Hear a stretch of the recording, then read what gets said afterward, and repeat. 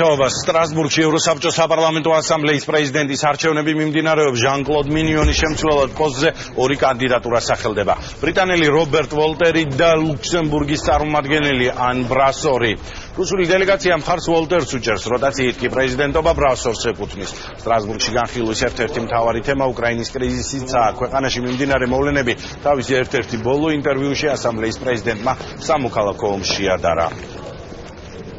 კონკრეტულად რა განაცხადა ჟან-კლოდ მინიონმა, დეტალებს უკვე თამარ ბაღაშვილი გაგვაცნობს სტრასბურგიდან. ევროსაბჭოს საპარლამენტო ასამბლეის პრეზიდენტის პოსტზე ერთ-ერთ ბოლო ინტერვიუში ჟან-კლოდ მინიონი სწორედ უკრაინაში განვითარებულ მოვლენებზე საუბრობს, ვინაიდან ევროსაბჭოს ზამთრის სესიის ერთ-ერთი ცენტრალური თემა სწორედ უკრაინაში განვითარებული მოვლენებია. ჟან-კლოდ მინიონის შეფასებით ვითარება არის ძალიან მწვავე, უკიდურესად გამწვავებული დაპირისპირება, რომელიც ნელ-ნელა ემსგავსება სამოქალაქო ომს. სწორედ ასეთია ჟან-კლოდ მინიონის შეფასება, რომელიც აცხადებს, რომ ყველა საერთაშორისო ორგანიზაციამ იქნება ეს ევროსაბჭო, ევროკავშირი თუ გაერო, სწრაფად უნდა იმოქმედონ იმისთვის და საკუთარი წვლილი შეიტანონ, რომ ვითარება უკრაინაში რაც შეიძლება სწრაფად განიმუხტოს. უკრაინის სიტუაცია ძალიან მნიშვნელოვანია. მიმდინარე პროცესებზე პასუხისმგებლობა ყველა მხარეს ეკისრება, იქნება ეს ევროსაბჭო, ევროკავშირი თუ გაერო. არ უნდა ვიმოქმედოთ ნაჩქარევად და არ უნდა გავაკეთოს განცხადებები, რომლებმაც შესაძლოა შექმნილ ვითარებაზე გავლენა იქონიოს, რადგან სიტუაცია ძალიან დაძაბულია.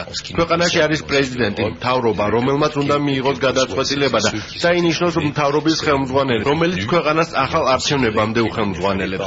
ევროსაბჭოში იქნება საგანგებო დებატები. მივიღებთ რეზოლუცია, შევიმუშავებთ რეკომენდაციებს, რომლებიც სავარაუდოდ გარკვეულ წვლილს შეიტანენ კონფლიქტის მოგვარებაში, რომელიც უკვე სამოქალაქო ომს ემსგავსება. სამოქალაქო ომისა და საშინელი ძალადობის თავიდან ასაცილებლად ყველაფერი უნდა გავაკეთოთ. ჩვენი ვალია მთავრობასა და ხალხს სიმშვიდისკენ მოუწოდოთ.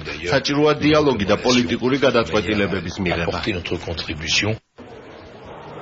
ევროსაბჭოს საპარლამენტო ასამბლეის სესიაზე საგანგებო დებატები დაეთმობა უკრაინის მოვლენებს. სწორედ უკრაინული დელეგაციის წევრები განსაკუთრებულად ემზადებიან ამ დებატებისთვის, ვინაიდან ისინი დეტალურად გააცნობენ იმ ვითარებას და იმ მოვლენებს, რაც ამ დროისთვის ვითარდება უკრაინის დედაქალაქში. ევროსაბჭო აპირებს მიიღოს საგანგებო რეზოლუცია და შეიმუშაოს სპეციალური რეკომენდაციები იმისათვის, რომ ვითარება უკრაინაში რაც შეიძლება სწრაფად განიმუხტოს. ამ დებატებისთვის ემზადებიან ასევე ქართული დელეგაციის წევრები, როგორც საპარლამენტო უმრავლესობა, ასევე ოპოზიცია.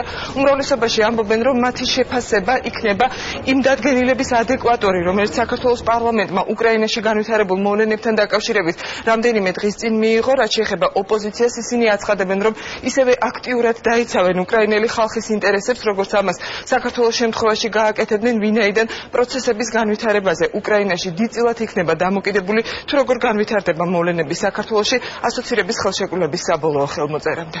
ხედავთ, რომ ევროპელებს ჩვენი დახმარება სურთ. ძალიან ბევრი ადამიანი ინტერესდება უკრაინაში არსებული ვითარებით. მაგალითად, მე მოკლედ ვაცნობ ინფორმაციას, თუ რა მოხდა ბოლო დღეების განმავლობაში და როგორი დიქტატორული კანონები მიიღეს, რომელიც ევროსაბჭოს პრინციპებს საერთოდ არ შეესაბამება. ხალხს ესმის, რომ ვითარება ყოველგვარ საზღვრებს ცდება და ევროპული სტრუქტურების ჩარევის გარეშე სიტუაციის გამოსწორება შეუძლებელი იქნება.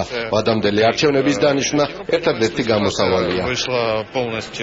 დებატები, რომელიც დაგეგმილია საპარლამენტო სესიის პირველსავე დღეს, ეს მეტყველებს იმ ყურადღებაზე და აქცენტზე, რომელიც გამოხატულია ამ მოვლენების მიმართ. საქართველოს დელეგაციას ბუნებრივია იქნება ის პოზიცია, რომელიც ჩვენ იმ რეზოლუციაში გამოვხატეთ, რომელიც პარლამენტმა მიიღო ერთსულოვნად და იყო მხარდაჭერილი უკრაინელი ხალხის სუვერენული უფლება იყოს ევროპული სტრუქტურის ნაწილი. მონაწილეობა ჩვენი მხრიდან გულისხმობს როგორც დებატებს, რაც არის ხილული ნაწილი მუშაობის, ასევე რაც განსაკუთრებით მნიშვნელოვანია მუშაობას კომიტეტებში, მუშაობას პოლიტიკურ ჯგუფებში, იმ მიზნით, რომ ევროსაბჭომ გამოიჩინოს პოლიტიკური ადეკვატურობა და ადეკვატურად და სწორად შეაფასოს ის ყველაფერი, რაც დღეს ხდება უკრაინაში. ჩვენ ვაპირებთ უმცირესობა, ისევე აქტიურად ვიბრძოლოთ უკრაინის დასაცავად, როგორც ამას გავაკეთებდით და არაერთხელ გაგვიკეთებია საქართველოს შემთხვევაში.